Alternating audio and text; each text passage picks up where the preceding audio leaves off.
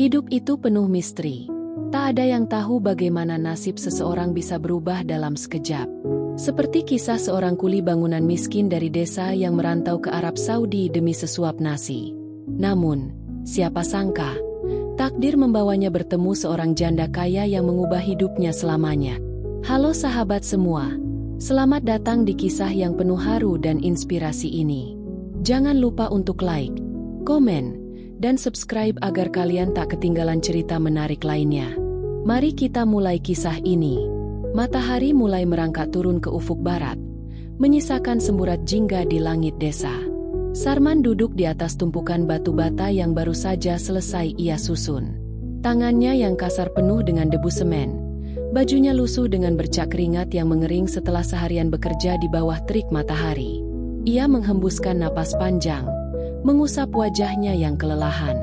Di beranda rumah kecil yang nyaris roboh, ibunya, Mak Minah, duduk sambil memandang anak satu-satunya itu dengan penuh haru. Matanya yang sayu mengandung keletihan bertahun-tahun, tetapi masih menyiratkan kasih sayang yang begitu dalam. "Sarman, kamu gak capek kerja keras begini terus?" Suara ibunya terdengar lirih, hampir seperti gumaman yang terbawa angin sore. Sarman mengangkat wajahnya, tersenyum kecil, meski hatinya terasa berat. "Kalau aku gak kerja, kita mau makan apa, Mak?" Tanyanya sambil meremas jari-jarinya yang kaku.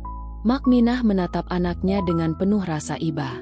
Air matanya hampir jatuh, tetapi ia menahannya. Ia tahu anaknya sudah berusaha sekuat tenaga untuk bertahan hidup. Namun, kehidupan mereka tetap saja sulit. Harga kebutuhan pokok terus naik, tetapi upah seorang kuli bangunan seperti Sarman tak pernah cukup untuk memberikan kehidupan yang layak bagi mereka. Malam itu, Sarman duduk bersila di lantai tanah rumah mereka yang sempit.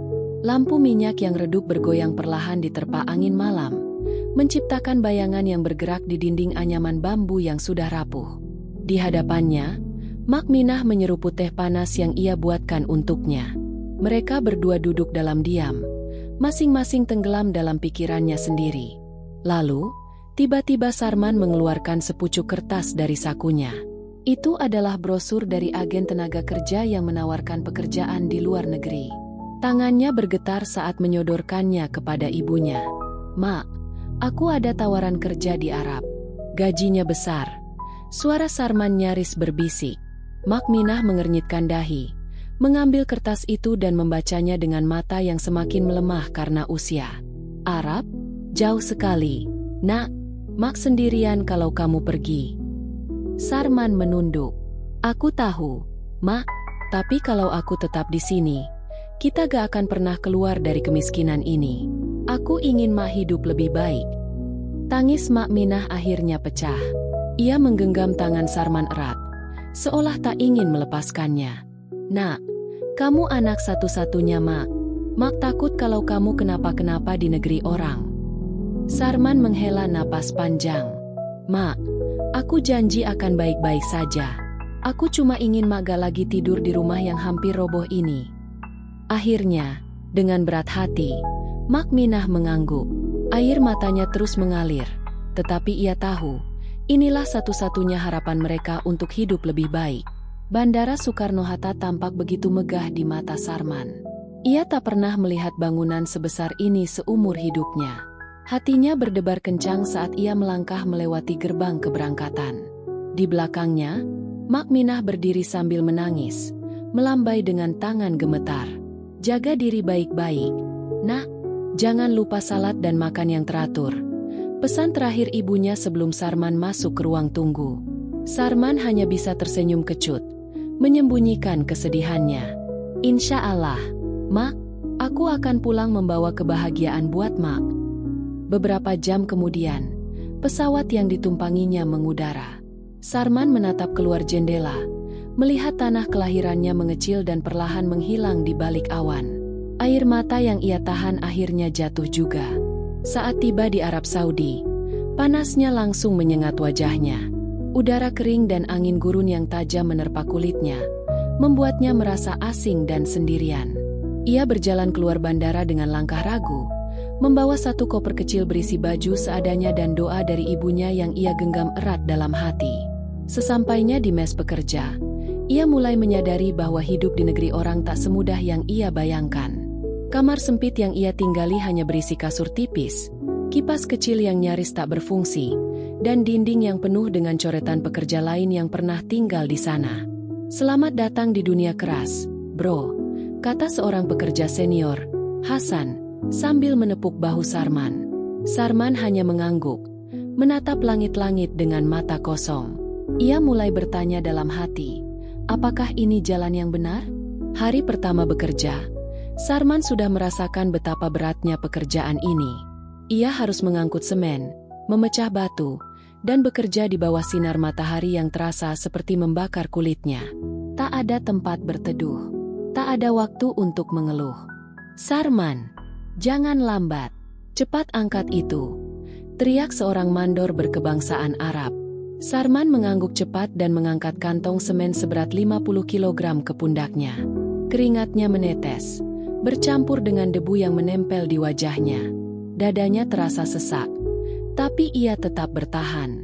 Saat istirahat tiba, ia duduk di bawah bayangan tembok yang belum selesai dibangun. Tangannya gemetar saat ia membuka kotak bekal berisi roti kering dan sebotol air. Seorang teman baru, Malik, duduk di sampingnya. "Keras ya, kerja di sini?" tanyanya dengan nada prihatin. Sarman mengangguk pelan. "Aku harus bertahan. Aku janji sama ibuku." Malik tersenyum tipis. "Kita semua punya alasan untuk bertahan, Sarman. Ini hidup. Tak ada yang mudah." Sarman menatap ke langit yang begitu biru. Ia menarik napas dalam, mencoba menguatkan. Beberapa bulan berlalu, Sarman semakin terbiasa dengan pekerjaannya. Ia tak lagi sering mengeluh, meski tubuhnya semakin kurus dan kulitnya semakin legam terbakar matahari. Suatu hari, mandor memanggilnya. "Sarman, besok kau ikut tim renovasi rumah majikan besar. Jangan macam-macam, jaga sikap." Sarman mengangguk. Keesokan paginya, ia berdiri di depan sebuah rumah megah bak istana. Dinding-dindingnya berlapis marmer. Halaman depannya dihiasi air mancur yang menjulang tinggi. Lalu, pintu besar rumah itu terbuka. Dari dalam, keluarlah seorang wanita berkerudung sutra. Wajahnya anggun dengan tatapan tajam namun lembut. "Selamat datang. Aku Nadia," katanya dengan suara tenang. Sarman menunduk sopan. "Saya Sarman, Nyonya." Tanpa Sarman sadari, pertemuan itu akan mengubah hidupnya selamanya. Matahari pagi bersinar hangat ketika Sarman dan rekan-rekannya tiba di sebuah rumah yang tampak seperti istana. Bangunan itu begitu megah, dengan pilar-pilar tinggi berlapis marmer putih berkilauan. Di halaman depan, terdapat taman luas dengan pohon-pohon kurma yang berjajar rapi, dan sebuah air mancur megah yang memantulkan cahaya matahari. Sarman menelan ludah. Tak pernah dalam hidupnya ia melihat rumah semewah ini. Rumah-rumah di kampungnya bahkan tak ada yang sebanding dengan rumah ini. Pagar besi yang menjulang tinggi menambah kesan bahwa pemiliknya bukan orang sembarangan. "Ini rumah siapa?" bisik Sarman kepada Malik, rekan kerjanya. "Rumah seorang janda kaya, Nadia Al-Fadhil," jawab Malik sambil berbisik. Katanya, suaminya meninggal beberapa tahun lalu. Sejak itu, dia hidup sendiri, tapi tetap berkuasa dan dihormati. Belum sempat Sarman meresapi informasi itu, pintu kayu besar rumah itu terbuka. Seorang wanita keluar dengan anggun, mengenakan jubah panjang berwarna biru muda dan kerudung sutra yang menutupi rambutnya. Matanya tajam, tapi tidak menyeramkan. Ada kelembutan di sana, sesuatu yang membuat Sarman tertegun sejenak. "Selamat datang. Aku Nadia," ucapnya. Suaranya lembut namun penuh wibawa. Sarman menundukkan kepala, menunjukkan rasa hormat. "Saya Sarman, Nyonya. Kami datang untuk merenovasi taman belakang seperti permintaan Anda." Nadia mengangguk pelan, lalu matanya tertuju pada Sarman beberapa detik lebih lama dari seharusnya. Namun, ia tidak mengatakan apa-apa. "Hati-hati bekerja. Aku ingin taman ini menjadi lebih indah," katanya, sebelum berbalik masuk ke dalam rumahnya. Sarman menghela napas. Entah kenapa, Ada sesuatu dalam tatapan wanita itu yang membuat hatinya berdebar. Hari-hari berlalu, dan Sarman semakin terbiasa dengan lingkungan rumah mewah itu. Setiap hari, ia bekerja di taman belakang, mengangkat batu, memasang ubin baru, dan menyusun kembali jalur air mancur yang mulai rusak. Namun, ada satu hal yang membuatnya sedikit gelisah, perhatian dari majikannya. Nadia sering berdiri di balkon, memperhatikan pekerjaannya. Kadang-kadang, ia turun langsung ke taman, berdiri di dekatnya, dan mengajukan pertanyaan. "Sarman, sudah berapa lama kau bekerja di sini?" tanyanya suatu sore. Sarman, yang sedang berjongkok memasang batu taman, terkejut sejenak sebelum menjawab. "Baru beberapa bulan, Nyonya." "Panggil aku Nadia," katanya dengan lembut. Sarman merasa janggal. Biasanya, majikan dan pekerja seperti dirinya tidak berinteraksi seperti ini. Namun, ia tetap menjaga sikapnya. "Iya, Nion, maksud saya, Nadia." Nadia tersenyum. "Aku perhatikan, kau bekerja lebih keras dari yang lain. Kau tak pernah mengeluh, meski cuaca sangat panas." Sarman mengusap keringat di dahinya. "Saya harus bekerja keras, Nadia. Saya punya ibu di kampung yang harus saya nafkahi." Ekspresi Nadia berubah. Matanya berbinar penuh rasa ingin tahu. "Ceritakan padaku tentang ibumu," pintanya. Sarman terdiam sejenak, lalu mulai bercerita. Ia menceritakan betapa ibunya adalah wanita yang kuat, yang membesarkannya seorang diri dalam kemiskinan. Ia bercerita bagaimana rumah mereka hampir roboh, dan bagaimana ia memutuskan merantau ke negeri orang demi kehidupan yang lebih baik. Saat ia selesai berbicara, Nadia tampak termenung. "Kau anak yang luar biasa, Sarman," katanya lirih. Sarman tidak tahu harus berkata apa.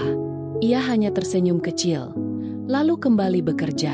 Tapi hatinya terus bertanya-tanya, kenapa Nadia begitu tertarik pada kehidupannya? Hari berganti minggu, dan kedekatan antara Nadia dan Sarman semakin terasa. Nadia mulai sering membawakan makanan dan minuman untuknya. Saat pekerja lain mendapat perlakuan biasa, Sarman mendapat perhatian lebih. "Minumlah ini.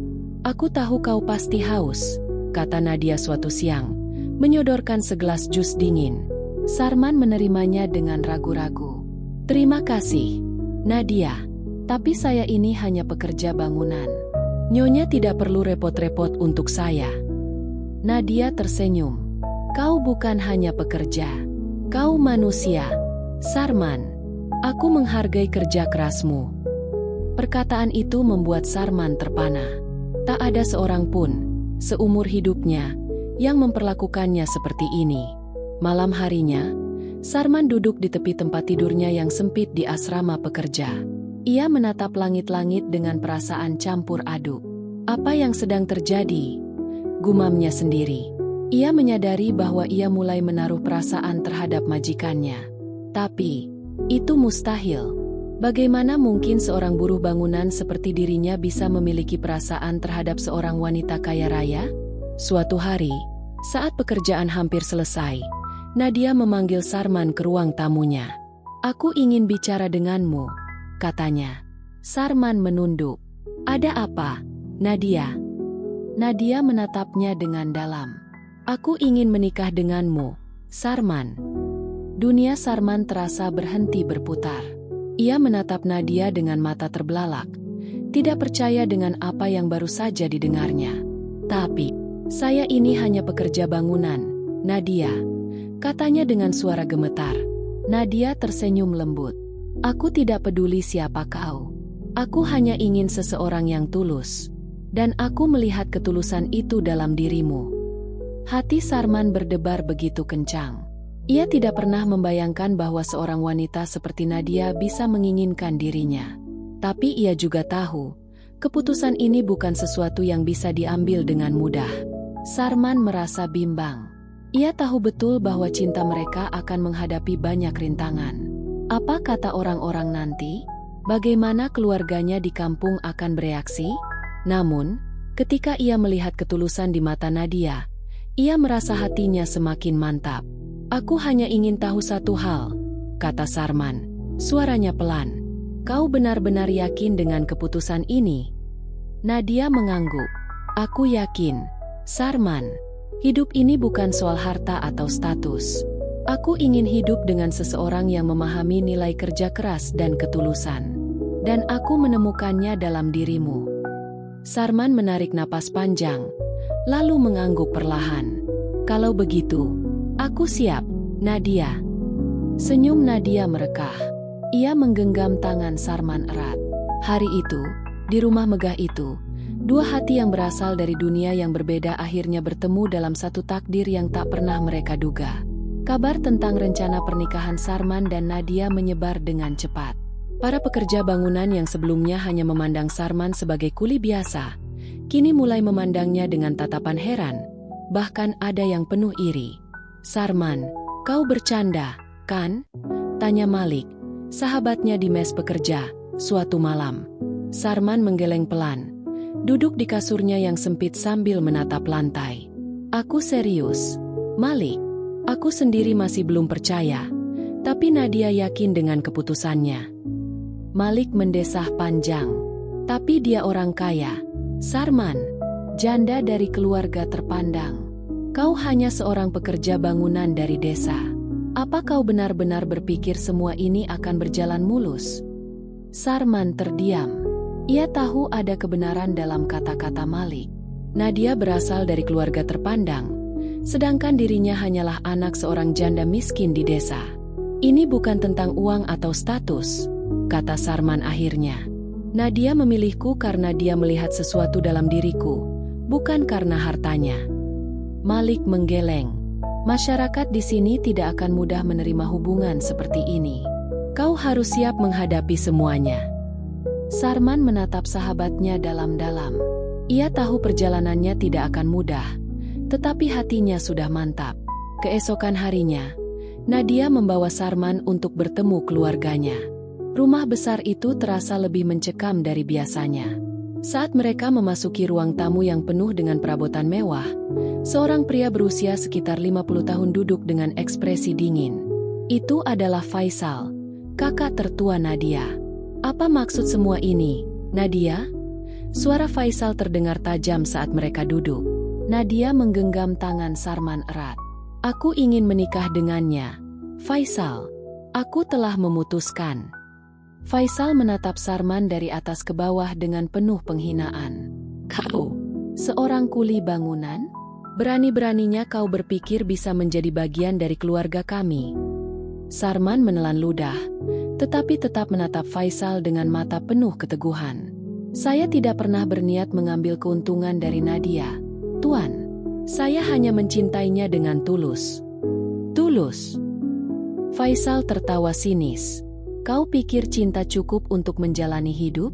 Bagaimana kau bisa memenuhi kebutuhan saudara perempuanku? Apa kau punya sesuatu untuk ditawarkan selain tangan kasarmu itu? Nadia bangkit dari duduknya. Matanya berkilat marah. Aku tidak butuh hartanya. Faisal, aku punya cukup uang untuk hidup sendiri. Aku hanya ingin seseorang yang bisa mencintaiku dengan jujur. Sarman adalah orang itu. Faisal menatap adiknya dengan ekspresi kecewa. Kau tidak tahu apa yang kau lakukan, Nadia. Jika kau bersikeras menikah dengannya, keluarga kita akan menanggung malu besar. Nadia terdiam sejenak. Ia menghela napas panjang, lalu berkata dengan suara penuh ketegasan. Kalau begitu, aku akan meninggalkan keluarga ini jika itu yang harus kulakukan untuk hidup dengan orang yang kucintai. Ruangan itu tiba-tiba menjadi sunyi. Faisal menatap adiknya dengan ekspresi tidak percaya. Sarman menatap Nadia dengan mata berkaca-kaca. Ia tahu betapa besar pengorbanan yang siap dilakukan wanita itu demi dirinya. Malam itu, Sarman tidak bisa tidur.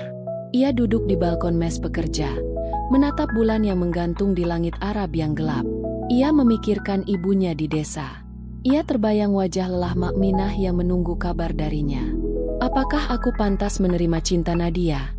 Bisiknya sendiri. Hatinya penuh dilema. Ia mencintai Nadia, tetapi ia juga tidak ingin menjadi penyebab perpecahan dalam keluarganya. Tiba-tiba, ponselnya bergetar. Sebuah pesan dari Nadia masuk. Aku tidak peduli dengan apa yang mereka katakan. Sarman, aku hanya ingin bersamamu. Jangan ragu. Sarman menarik napas panjang. Ia tahu, saatnya telah tiba untuk mengambil keputusan. Ia bangkit dari duduknya dan menatap langit. Aku harus berani. Aku harus memperjuangkan cinta ini. 2 hari kemudian, Sarman berdiri di depan rumah Nadia, mengenakan pakaian terbaik yang ia miliki. Tangannya gemetar, tetapi hatinya sudah bulat. Ketika pintu terbuka, Nadia berdiri di sana, mengenakan gaun sederhana berwarna putih. Wajahnya terlihat bahagia, tetapi ada sedikit ketegangan di matanya. Sarman menarik napas dalam-dalam, lalu berlutut di hadapan Nadia. Nadia, aku tidak punya harta atau nama besar. Aku hanya memiliki ketulusan dan kerja keras. Aku berjanji akan selalu mencintaimu dan menjagamu dengan segenap hatiku. Maukah kau menikah denganku? Mata Nadia berkaca-kaca. Ia tidak butuh kata-kata mewah atau cincin berlian. Cinta yang tulus dari seorang pria sederhana ini sudah lebih dari cukup baginya. Ya, Sarman, aku mau. Jawabnya dengan suara bergetar. Sarman merasa dadanya seperti akan meledak karena kebahagiaan. Ia menggenggam tangan Nadia erat, seolah tak akan pernah melepaskannya. Di kejauhan, Faisal yang mengawasi dari balkon rumah hanya bisa menghela napas panjang. Ia tahu, perlawanan tidak ada gunanya lagi. Cinta telah memenangkan segalanya. Hari itu akhirnya tiba.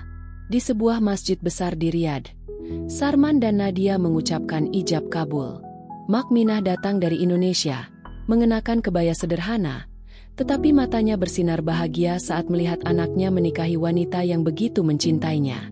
Air mata jatuh dari wajah tua itu ketika Sarman menghampirinya setelah akad. Ma, aku sudah menepati janjiku. Aku pulang dengan kebahagiaan, bisiknya sambil memeluk ibunya erat. Makminah menangis dalam pelukan anaknya. Nak, kau telah membuktikan bahwa cinta dan keikhlasan bisa mengalahkan segalanya. Sarman menatap Nadia yang berdiri di sampingnya, mengenakan gaun putih yang sederhana namun begitu anggun. Ia tahu, perjalanannya masih panjang. Akan ada banyak tantangan yang harus mereka hadapi. Namun, satu hal yang pasti, mereka akan melewatinya bersama. Selamanya. Pernikahan Sarman dan Nadia menjadi perbincangan hangat di kalangan orang-orang kaya di Riyadh. Banyak yang mempertanyakan keputusan Nadia, bahkan beberapa teman dekatnya mulai menjauhi dirinya. Bagaimana mungkin seorang wanita dari keluarga terpandang menikahi seorang buruh bangunan? Bisik seorang tamu saat pesta pernikahan mereka. Tidak masuk akal. Ini pasti karena Nadia kehilangan akal setelah suaminya meninggal dulu, sahut yang lain. Namun, di balik segala komentar miring, ada satu hal yang tetap kuat, cinta mereka. Malam pertama setelah pernikahan mereka, Sarman menatap Nadia dengan ragu. Nadia, aku tahu kau harus kehilangan banyak hal untuk menikah denganku, katanya lirih. Nadia tersenyum lembut, meraih tangan suaminya. Aku tidak kehilangan apapun, Sarman. Justru aku merasa menemukan sesuatu yang lebih berharga, ketulusan. Sarman menunduk. Ia masih merasa tak percaya bagaimana takdir membawanya ke titik ini. Dari seorang buruh miskin di desa, kini ia menikahi seorang wanita kaya raya.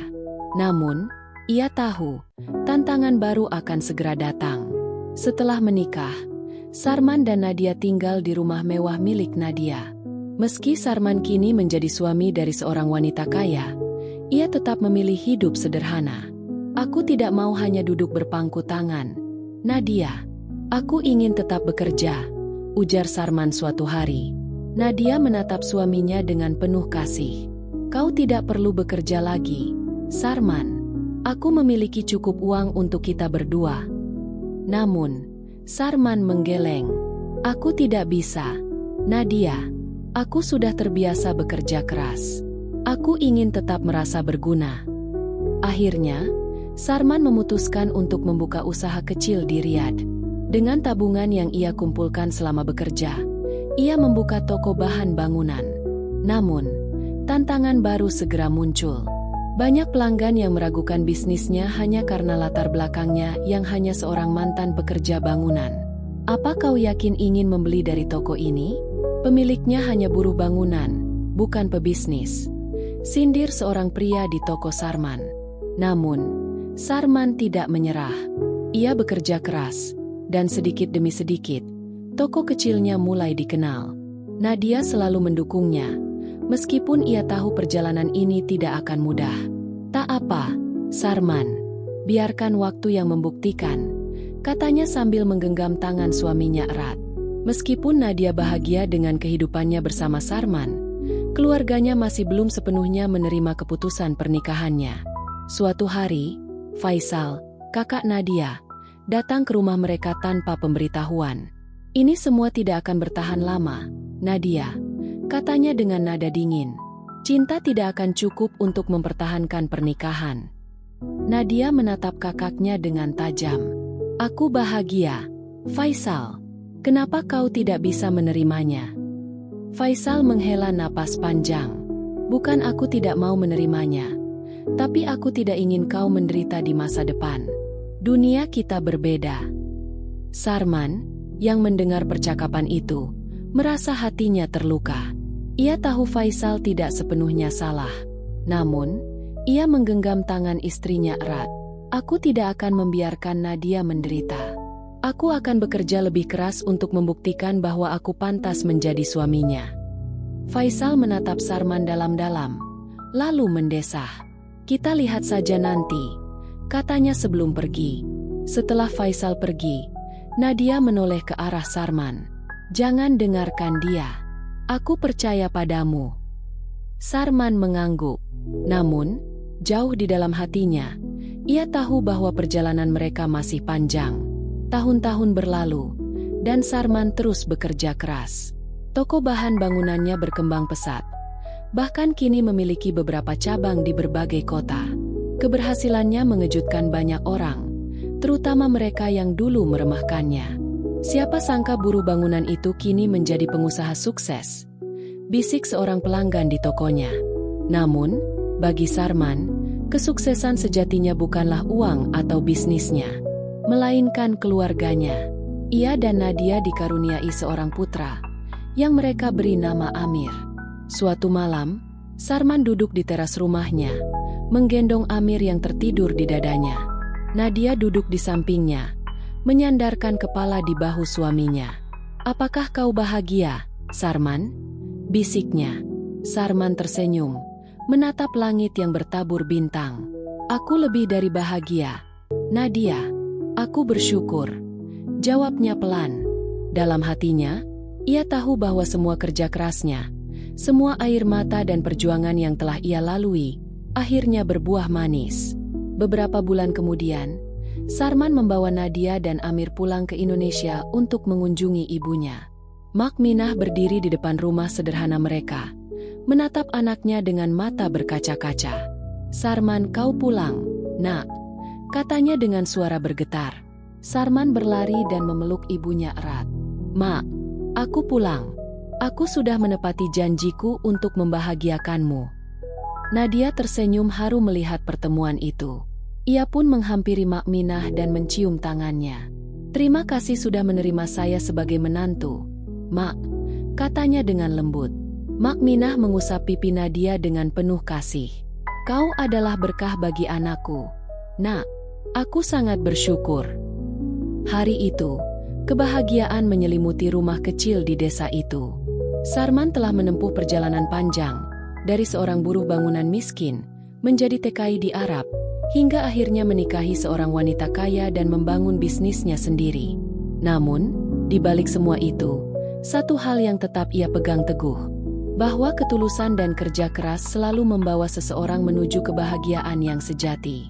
Hidup penuh kejutan.